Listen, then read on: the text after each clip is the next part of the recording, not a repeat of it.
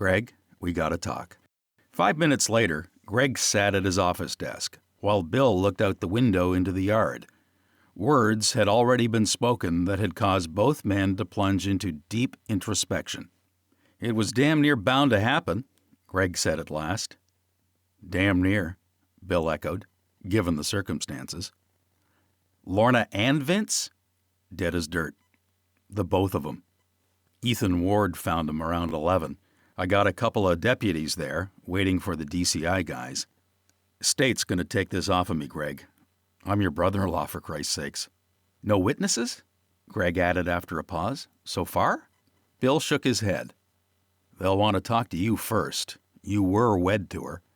Golden Square is all yours now. They'll give you a whipping." The two men looked at each other as the implication hit home. "You better have a good alibi, Greg." "Mom can vouch for me." "Rita might not be enough." Greg shrugged. "I can't help that." "Can't you rope in Becky and Chuck?" Greg shook his head. "They'd have to lie." "Nothing wrong with that if it gets you off." "You oft-times sit round the stove of a night drinkin' and jawin' with Chuck." He paused, frowning. "Anyways, we've talked about it, and it's up to you." He stepped to the door. "I gotta get back. Sit tight. They'll send a cruiser." "I parked up behind the old barn," Ethan began. "Went in to check the cows. Had a delivery couple of days back, and I was looking 'em over before we put 'em out. Never heard no vehicle. 'Cause the cattle, they was rowdy, the way they oft-times can be on windy nights. Damn near through when I heard the shots."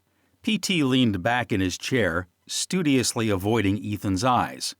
"You never saw anyone?" Ethan stared steadily at the deputy. Reptilian eyes, P.T. thought for the 100th time, that watched and waited, weighing up their prey before their owner opened his mouth and took from you whatever he wished: your prowess, your self-confidence, your hopes. Ethan shook his head. "Only the pair of 'em, dead as the bed they was laid in." "You were on your own?" P.T. asked. "No other witness?" Ethan offered a chilling smile. "Most alone guy as ever was born. Leastwise, it felt like that, seeing them two laid there."